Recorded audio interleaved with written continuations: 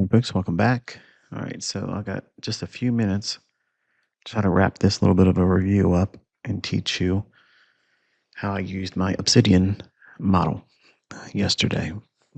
But before I get into it, I just want you to remember that last week I gave you two specific daily chart premium PD arrays. Okay, so as I mentioned, we have to take one PD array at a time. It's one thing to say we're going to go to ultimately new all-time highs. It's easy to say we can go to these relative equal highs. We can easily say it can go here. It could. These are all things that could happen. And these relative equal highs I mentioned last week, we got to those. But when I said that we have to take one PD array at a time, it's important because just marrying the vein, okay, which is an old gold miners expression. Okay, you find a little bit of gold, a couple flakes here, a couple nuggets, and you think that if you keep digging long enough, you'll eventually get the mother lode. And that's what happens in trading many times. So I went through the process of giving you several things last week. These relative equal highs, which we cleared. Okay. And then I told you that we would utilize this wick, which is a premium array. So I'm going to take all of the octant and gradient levels off and just leave the consequent encroachment level. Make sure it's on the darkest one. Okay, and utilizing this wick, if price is bearish, then it will show its bodies in the lower half. If it's bullish, which would be indicative of running towards this high, then these relative equal highs, and then maybe go to an all-time high. If it can't post the bodies above this midpoint, that's a problem. That's hard to get behind that for bullishness. Okay, see how visually easy that is to be represented in candlesticks? Now, obviously, I know there's a whole lot more things behind these things, but to create a language that makes it easier for you to see, that's visually pleasing, that you can see easily, there isn't requiring a whole lot of thought process. This is the rules. Okay, bearishness is supported by the lower half of the PD array. The bodies are going to stay in the lower half and out of the upper half when bearish. Bullish order flow, the price will have no problem burying bodies in the upper half. And then if it trades down to PD arrays that are below market price, the upper half should show discount sensitivity, and it should have no willingness to put bodies in the lower half of the PD array. Okay, that's a very simplistic thing, and nobody else has that. Okay, so when you're asking me questions like this, and yes, I'm responding to another student, you have to look at the logic that I'm teaching. Just because I draw a rectangle like this inefficiency I talked about last week as well, just because I do this, okay, does not mean it's a supply and demand zone. Nobody else in any school of thought would have went to this gap. Nobody would have done that, but yet I did last week.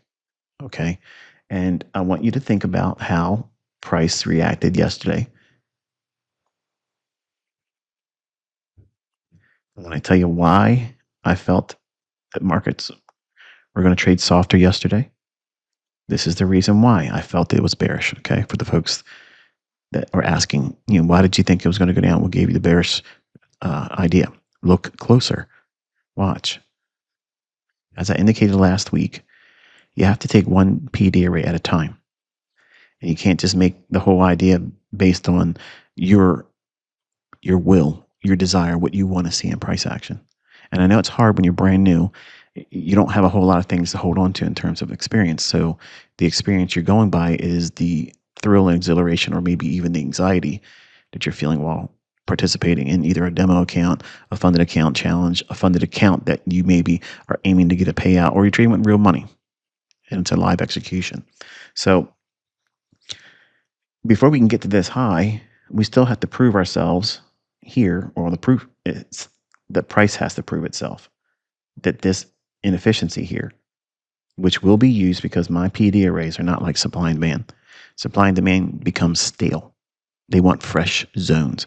I don't deal with expiration dates. Okay, only the futures market contracts expiry is the only thing that expires around here. But this wick is below the high of this. See the high of that wick right here? See that? It's lower than this candlestick's low, which means it's lower than this inefficiency or SIBI, sell side imbalance, buy side inefficiency. This gap's high is higher than this wick. This gap's high is lower than this candlestick's high. Those three PD arrays are what I talked about last week. But we have to go back and listen to the lectures. We have to take one PD array at a time. So when we're dealing with this wick, if we're expecting price to go up to this level here or clear this inefficiency, what do we want to see in terms of my logic? My logic as it relates to visually represented in candlestick form only, the order flow. Institutional order flow can be visually represented inside of the open, high, low, and close of a candlestick. Okay? They can't hide it. They cannot hide it. What do I mean by that? Well, I'm just going to extend this over just a little bit. Friday, look where we closed. We closed at the low of this SIBI. That value is this candlestick's high, which is 30,157.75. So just remember 57.75. This candlestick's close, 54 even. So it's 3.5 handles lower than this candlestick's high, which is the low of this sell side imbalance, buy side inefficiency. If it were indeed bullish, why was it able to close below the inefficiency? Doesn't that indicate, as I teach, early warning signs that it's probably not likely as bullish as we all would like to see it be if it's going to go for all-time highs? It's an early warning sign, basically. Then on Monday, we open here. We rally all the way up to the high of that inefficiency. Couple handles above it, which is permissible. Remember, we're dealing with a daily chart. Okay, so if we look at that candlestick's low, comes in at 30,337 half.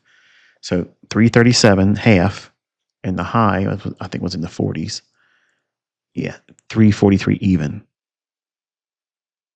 So 6.5 handles, or 5.5 handles rather, which is very small, thin margin for disparity between this specific candlestick's low, which is the high of this SIBI. Again, this little gap right here from that candlestick's low and that candlestick's high. That's the very gap I talked about last week. So we opened up not above consequent encroachment of that gap, not above the consequent encroachment of this wick. It was below.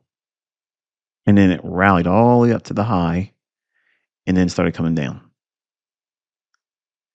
Okay, so when I'm looking for price to get into a short, if I'm getting early warning signs that last Friday we closed below a key PD array level, which is the low of the SIBI there, which is this candlestick's high. Then we opened not with a gap higher.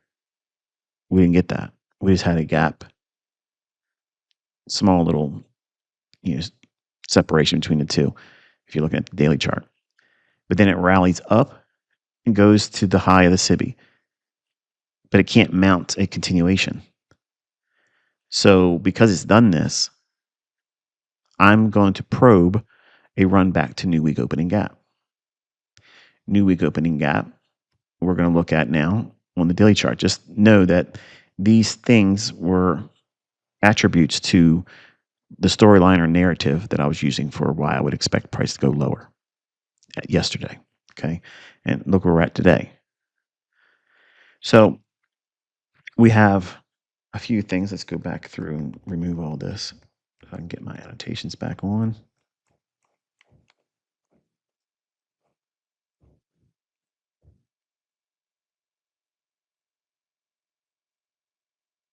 So we're down into a 1 minute time frame. And we're going to scrub on over here. I know. I know. Use the calendar. It'll save a whole lot of time. But what if I want to put you through this? I know. It gets on your nerves. All right. So here's the business. We have price trading up. This is that run into that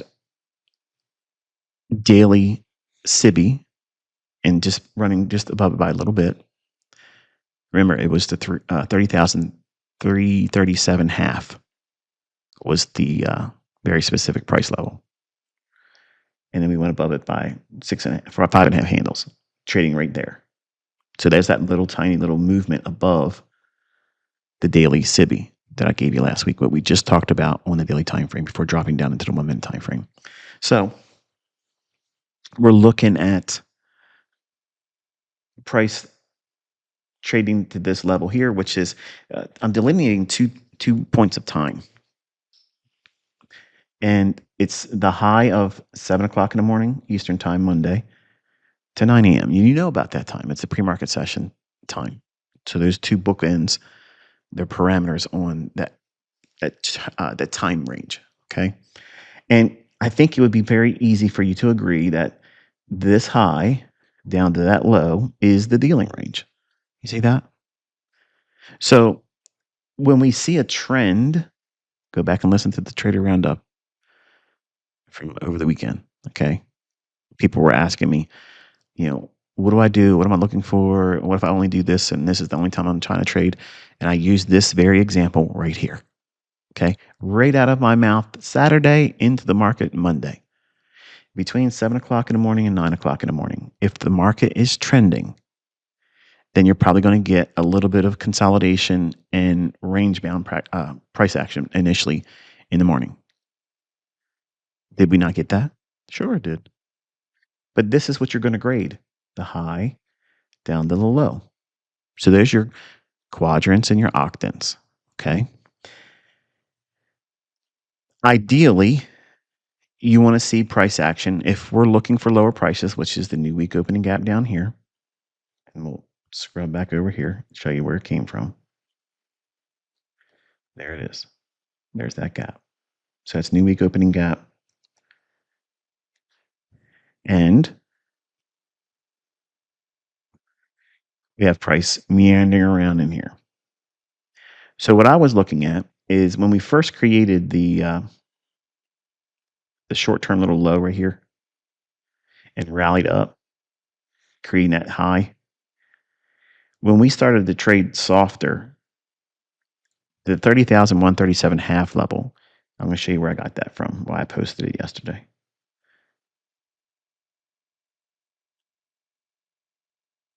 From here to that low.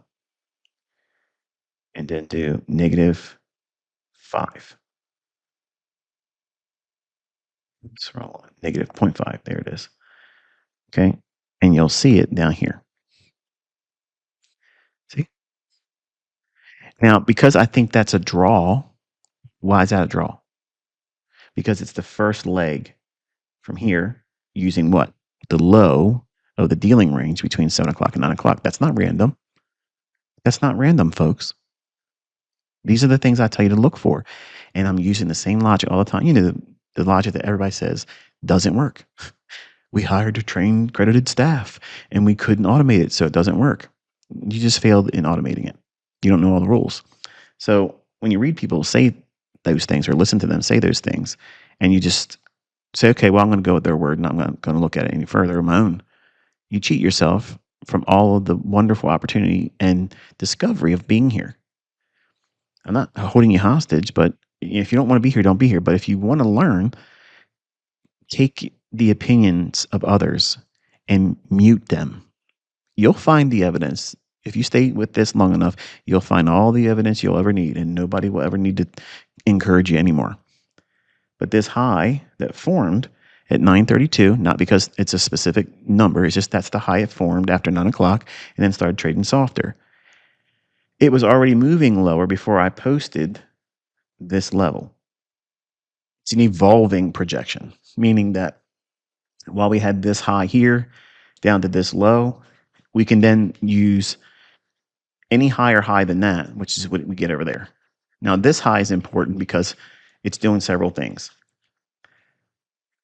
I'm going to take this off. Just remember the 30,137 half was just 2 ticks above the 137 level projection based on the low anchored from between 7 o'clock and 9 o'clock in the morning Eastern time to the initial high that it formed after 9:30 opening. So it also traded up into that SIBI, traded down to the new week opening gap, rallied up, failed to take out that high on this rally. This low took out that low. So it's doing the very things I talked about Saturday. And I talked about this before, where if the pre-market session time between 7 o'clock in the morning, 9 o'clock in the morning Eastern time, if it's trending in pre-market session, price action, it's not going to be a clean price run in the morning.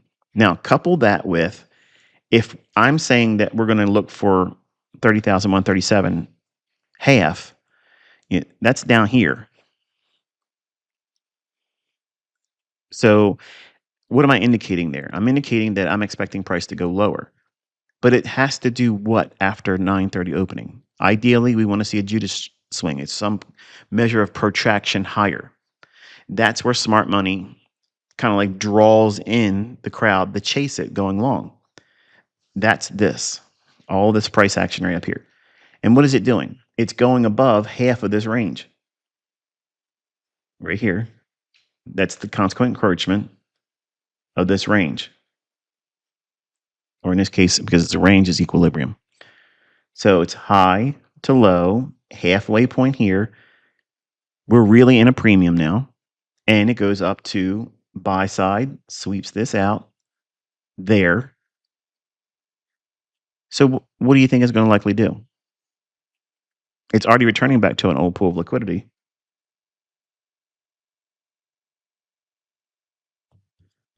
Over there. So if last Friday morning session, this area here, it's being swept. Why is it important? Because it's already done this, Michael. Why are we even concerned about that? Because during this period of time, that's electronic trading hours. So price needs to book real delivery, and it may require redelivery to levels we've already seen in overnight Globex. Okay, so overnight London session, that type of stuff, Asia. So we're going to need to see this level be traded to if we're opening up down here, as we did yesterday at 9:30 Eastern time. So now this thing can evolve further, where we can now take this high and then anchor it down to not only this low here, but we've already breached this low. So now we can use this low here. So we have high to low, and we can then do a measurement from high. I'll fix that in a second. To that low. So there you are, 2 different price points. And then now you can do your projections. A reasonable one would be down here. I'm going to change this to, we'll do in honor of Prince again. There's a standard deviation between that low, that high. Not a bad little target right there. Okay. And that comes to 30,090 even. Okay. But because it's moving lower on the daily time frame, and it failed so much yesterday based on what last week's PD arrays were indicating, we didn't open up with a gap higher Sunday. It wasn't any kind of real significant influence to suggest continuation right out the gate this week. We can then now do projections like this. We can do -1, and we'll make that also purple. And you can project. There you go. So if it takes out this leg's low, we can see if it can reach down into this level. Goes a little bit sideways. Ultimately, it picks that level off, and it ultimately breaks even further. And overnight, broke even lower and lower, and now we're here. Okay. I will say that if you look at regular trading hours,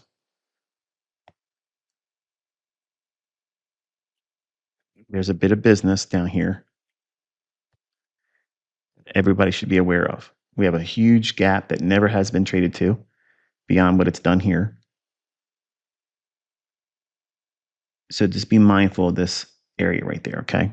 This is a rough idea of what potentially could be evolving if we're going to see follow through going lower.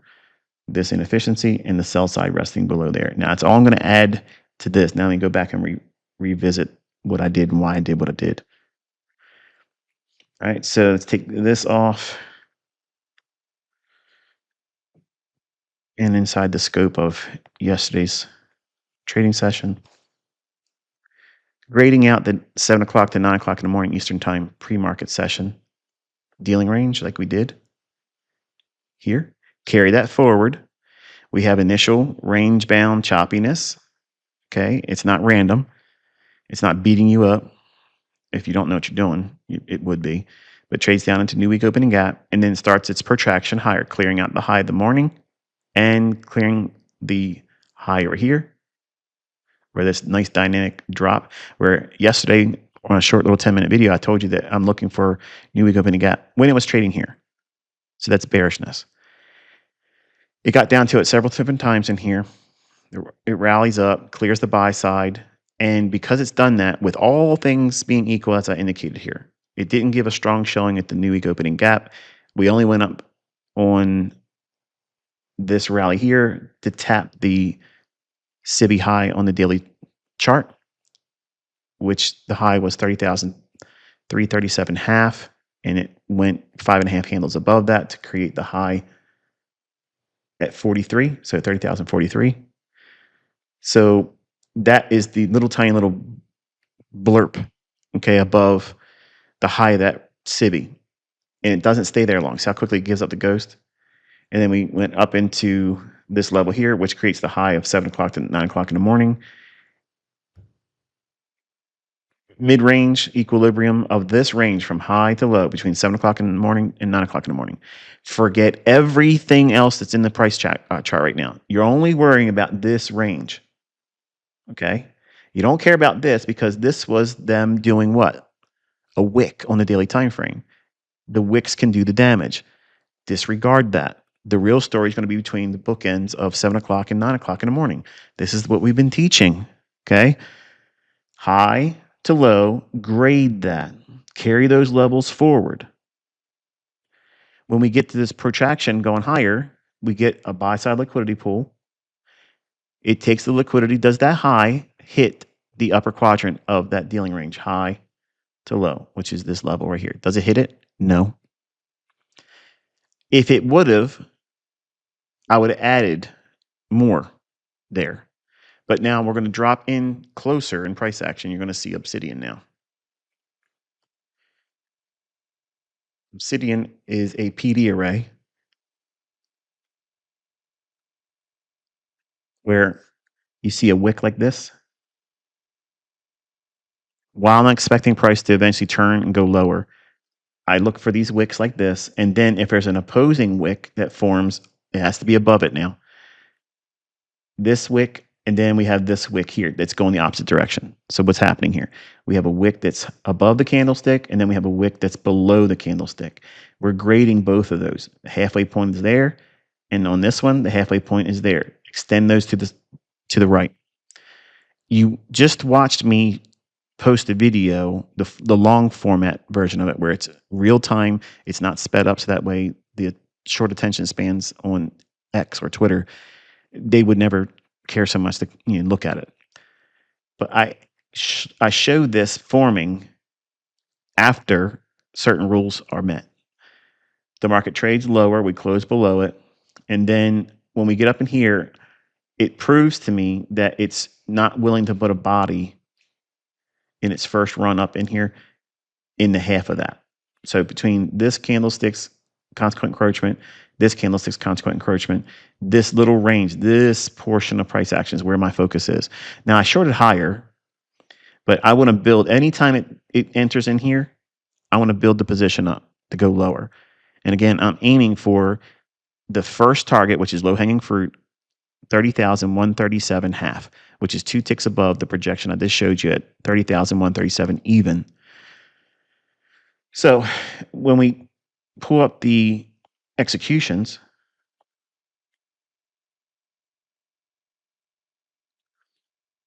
there I am shorting as it's running up right there, as it going right into that old pool of liquidity.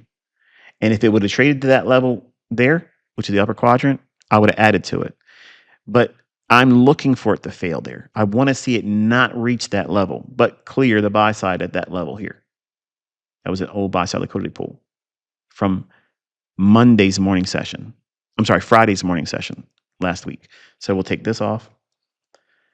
The market breaks down and we start approaching this level again. And I'm doing it with market orders.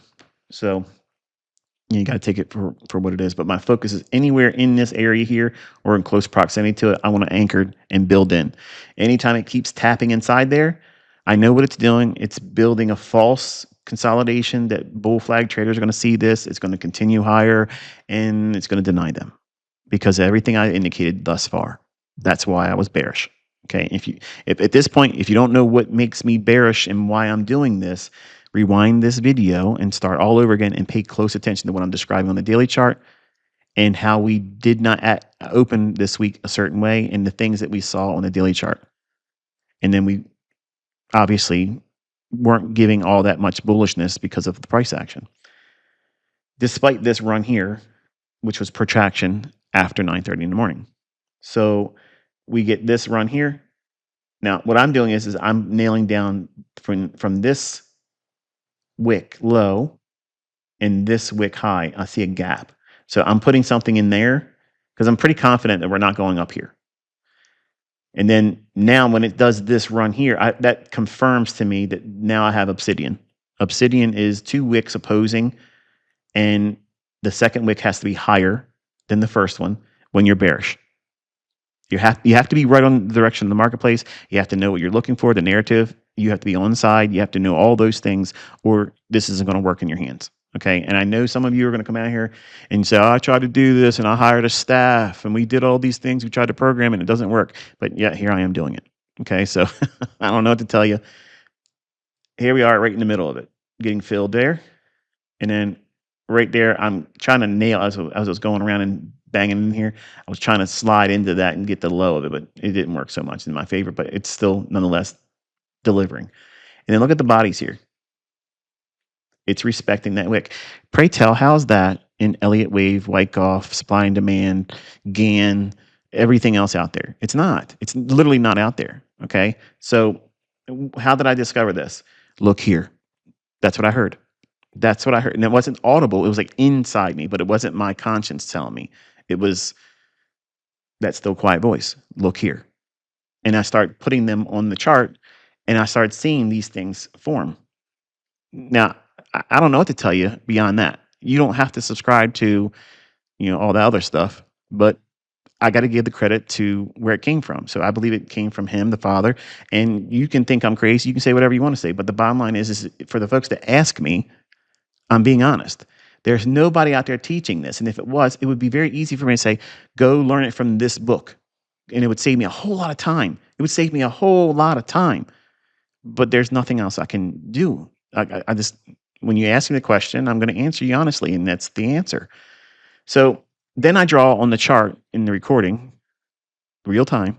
It wasn't an annotation or something. It's a call out that was added to after the fact of the video. You can clearly see me take and draw the trend line from here and draw down, okay, to get to first partial.